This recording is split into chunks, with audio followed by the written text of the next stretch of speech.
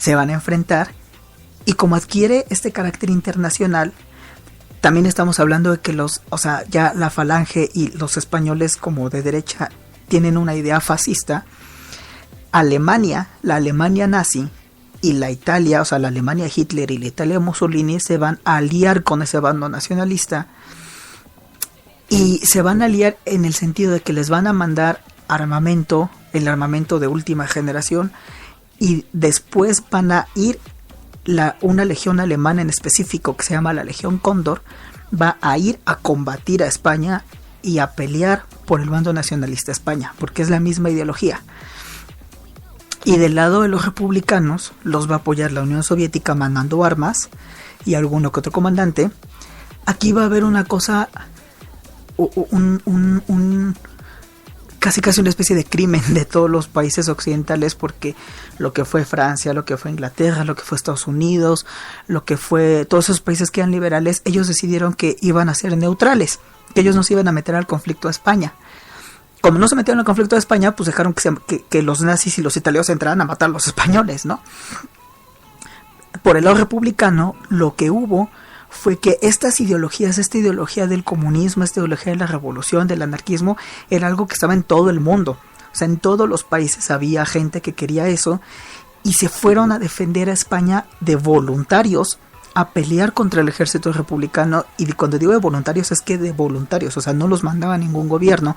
Ahí la gente iba con su fusil a pelear, a luchar para defender al gobierno de España, ¿no? Para defender a España del fascismo. Y cuando digo todo el mundo, es de todo el mundo. O sea, fueron brigadas de franceses, obviamente, algunos ingleses. Hemingway, el escritor, se fue allá a pelear por España. Se fue gente desde México, se fue gente desde Colombia, se fue gente desde Brasil, se fue gente desde la misma Unión Soviética, se fue gente del África, se fue gente de todo el mundo que tenían estas ideas comunistas y estas ideas liberales a defender a España del ataque de los fascistas, que en España se llaman nacionalistas. Entonces esta guerra adquiere, por un lado, es un carácter muy, se puede decir, familiar y local, porque se están matando entre hermanos, pero por otro lado es una guerra internacional en donde las grandes potencias van a ir a ensayar sus armas, y pues se convierte en una carnicería. La Guerra Civil Española se convierte en la primera gran carnicería del siglo XX. Termina habiendo 1 millón de muertos en esa guerra. Nadie, ahora sí que nadie se rinde hasta que lo maten, hasta que ya esté totalmente rendido. Y empieza a formarse del lado de los nacionalistas este bando así ya con características fascistas muy claras. Aquí en la Guerra Civil Española, por ejemplo, se da, de que les digo que es como ese experimento de la Segunda Guerra Mundial. Los nazis que fueron ahí a pelear a España hacen en España y ensayan en España lo que después van a hacer en el resto de Europa, que es el primer bombardeo deliberado a población civil que se da en la historia de las guerras modernas. Y eso pasa en un pueblo, de hecho, del País Vasco, porque los vascos estaban peleando por la república, porque ellos querían su autonomía. Entonces los nacionalistas, junto con los nazis y la Legión Cóndor, ensayan este experimento en un pueblo del País Vasco que se llama Guernica. Guernica es un pueblo importante en el País Vasco porque es como el origen, como históricamente es como una de sus cunas. De hecho hay un árbol ahí muy famoso. Era un día de mercado en el pueblo de Guernica y los aviones de la Legión Cóndor alemana llegaron y bombardearon a toda la población civil, la masacraron y se fueron. Lo grabaron. Los nazis grababan todos esos bombardeos porque después los ponían en las academias militares para que los soldados estudiaran los videos de los bombardeos y pudieran aprender mejor cómo bombardear al resto de Europa cuando ya estallara la Segunda Guerra Mundial. O sea, era un experimento en toda la extensión de la palabra. Ese Guernica se va a volver famosísimo porque Picasso, el pintor, va a hacer después una de sus obras más famosas, que es precisamente Guernica, que retrata el horror de ese primer bombardeo. Era el primero, o sea, nadie sabía lo que significaba eso. Fue la primera así sorpresa espantosa que tuvieron. Después de Guernica hubo varios, ¿no?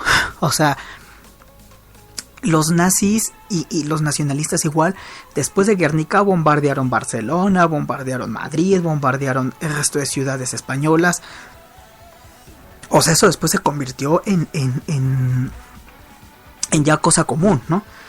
Pero la primera vez que pasó y la primera vez que toda la gente conoció el horror de lo que era un bombardeo y de lo que era un ataque deliberado fue en Guernica, en el País Vasco, en España. Después bombardearían el resto de España, ¿no? O sea, el nivel de atrocidad fue horrible.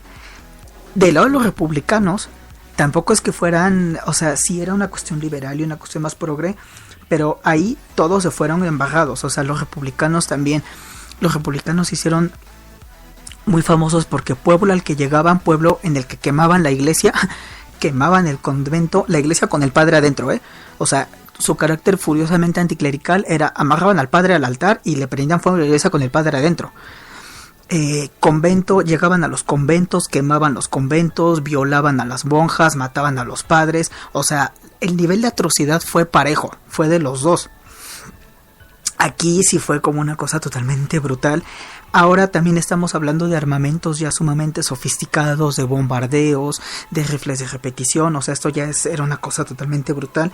De cualquier manera, poco a poco esos nacionalistas se fueron imponiendo en la guerra, porque estamos hablando de voluntarios que iban con sus rifles, ¿no?, contra la avanzada nazi, ¿no?, y contra la avanzada de la italiana fascista. O sea, eso, al final, poco a poco, la guerra básicamente fue los nacionalistas y los fascistas atacando y los, pues ahora sí que los republicanos defendiendo, ¿no?, el gobierno de la república. Aquí en esta, para que, y vamos a ver cómo empieza después lo que va a ser esta idea fascista y esta idea del franquismo. Aquí en esta guerra, obviamente va a haber en España, en los últimos años de los 20, o sea en el 27, concretamente en el 1927, antes de la República y la guerra y todo esto, hubo una generación de escritores y de poetas muy famosos que se llamaron así, la generación del 27, ¿no? En España los poetas tienen sus generaciones. De estos poetas, también estamos, o sea, todo lo que eran los poetas, los músicos, los bohemios, todos siempre estuvieron del lado de la República, porque también querían o sea, tenían esa fe en lo liberal, ¿no? Dentro de estos está un personaje que es importante que traigamos aquí a cuento, porque pues, se trata de lo que tratamos nosotros, y ese personaje es uno de los grandes poetas que ha habido en la historia de España, que se llama Federico García Lorca. Lorca es posiblemente el poeta más reconocido de España en el siglo XX, y Lorca es algo que no se ha dicho o nadie se ha atrevido a decir abiertamente, o muy poca gente, pero que es algo que todo el mundo sabe. Lorca era gay, era homosexual, y tuvo amoríos con varias, o sea, tuvo, por ejemplo, con Salvador Dalí, con este pintor famosísimo, el de los bigototes, ¿no?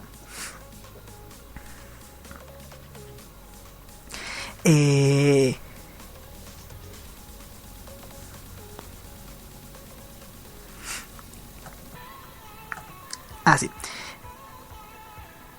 Les digo que este Lorca, bueno, tuvo amoríos con Dalí, tuvo amoríos también con otro comunista que también peleó en la guerra civil. Entonces, su poesía era obviamente no abierta, porque les digo, tampoco es que la moral fuera así súper abierta en el bando republicano, pero pues sí era como más o menos conocido, ¿no?, su sexualidad. De todas maneras no era, pues les digo, así como tan abierto. También Lorca tuvo muchos problemas con su sexualidad, porque también su familia era muy pues muy cerrada. Él había nacido en Granada, en esta ciudad del sur de España, esta que habían conquistado los reyes católicos, y que fue por donde entraron precisamente. Y Lorca era una persona también, desgraciadamente, era una persona muy inocente, porque él creía, tenía ideas republicanas y liberales, pero él no militaba en el ejército republicano. Cuando estalla la guerra civil, él creía que a él no le iban a hacer nada, porque él era un poeta y porque él no militaba en ningún partido. Aparte, él tenía amigos de todos lados, o sea, él tenía tanto amigos republicanos como amigos del bando nacionalista. Entonces dijo, pues a mí no me tienen por qué hacer nada, ¿no? Él estaba en Madrid cuando estalla la guerra civil, y de hecho muchos países le ofrecieron asilo. O sea, le ofrecieron asilo en Europa, le ofrecieron asilo en México, le ofrecieron asilo en varios lados, y Lorca no aceptó. No se quiso ir de España, él no sabía lo que iba a pasar en la guerra civil. En lugar de irse de España, se fue a Granada, su pueblo natal, para irse con unos amigos para que lo protegieran, lo cual fue una decisión pues bastante equivocada, porque resulta que en Granada es donde entran los nacionalistas y en el sur de España es donde estalla primero el conflicto. A Lorca lo terminan apresando, y eso, Lorca fue desaparecido durante mucho tiempo. Recientemente, después de la dictadura, después de ya a finales del siglo XX, se sabe mejor lo que pasó con él, porque antes eso ni siquiera se hablaba. A Lorca lo agarraron en la casa de unos amigos que lo terminaron entregando. Llegaron los nacionalistas, los fascistas, lo apresaron, se lo llevaron a una cárcel una noche o dos, después junto con otros los llevaron ahí, era un pueblo donde vivía, entonces lo llevaron al campo y lo condenaron. Aquí dice que lo terminaron condenando por masón, según esto, porque también era comunista, pero también su condena dice que estaba tildado de prácticas de homosexualismo, aberración que llegó a ser Vox Populi, pero lo cierto es que no hay antecedentes de ningún caso concreto. Eso decía su sentencia. En otra parte de la sentencia también decía que lo habían, en otro como informe policial, decían que a Lorca se le iba a condenar a muerte porque era un rojo y porque era maricón, así, con todas las letras, ¿no? A Lorca en 1936, un mes después de que estalla la Guerra Civil Española, en 1936 lo terminan fusilando abajo de un árbol en Granada, y el cuerpo lo entierran en una fosa común que hasta el día de hoy todavía no se encuentra y no se sabe dónde está. Y no nada más eso, sino que también los nacionalistas, los conservadores españoles, estos empezaron a decir que fueron los comunistas los que lo mataron, ¿no? Porque pues ahí está, ¿no? Lorca es el que hace una obra muy importante, muy famosa, que se llama Bodas de Sangre. Tiene otros sonetos, pero en particular tiene uno que igual y nada más como para saber, ver un poco la obra de Federico García Lorca. Es un soneto muy chiquito que, entre otras cosas, no salió a la luz sino hasta los años 80, porque cuando lo matan, su familia dijo sí, lo mataron como un crimen político, pero su familia nunca dijo que lo habían matado por maricón, porque ellos tampoco aceptaban que Lorca fuera marica, ¿no? O sea, les digo, ahí la homofobia estaba como que en todos lados. En unos lo mataban por ser maricón, en otros no tanto, pero pues por lo menos la verdad también lo ocultaron durante muchos años, ¿no? Aunque era, como decía, Vox Populi. Este soneto, como se sabe que se lo dedicó a uno de sus amores masculinos, pues no salió a la luz sino hasta los 80 del siglo XX, y se llama, bueno, la obra se llama Sonetos del Amor Oscuro, y el poemita se llama El amor duerme en el pecho del poeta. Y dice nada más rápido, dice: tú nunca entenderás lo que te quiero, porque duermes en mí y estás dormido. Yo te oculto llorando, perseguido por una voz de penetrante acero. Norma que agita igual carne y lucero, traspasa ya mi pecho dolorido, y las turbias palabras han mordido las alas de tu espíritu severo. Grupo de gente salta en los jardines, esperando tu cuerpo y mi agonía, en caballos de luz y verdes crines. Pero sigue durmiendo, vida mía. Oye mi sangre rota en los violines. Mira que nos acechan todavía. Este es uno de los poemas ocultos de Lorca durante mucho tiempo. Su poesía es importantísima y bueno, también tiene esta obra de teatro. Bueno, tiene muchas, ¿no? Pero como que la más famosa es esta de Bodas de Sangre. Bueno, pues nos lo matan por maricón en la Guerra Civil Española, el bando de los nacionalistas. Ese bando que poco a poco después se va imponiendo y se va imponiendo y se va imponiendo hasta que al final termina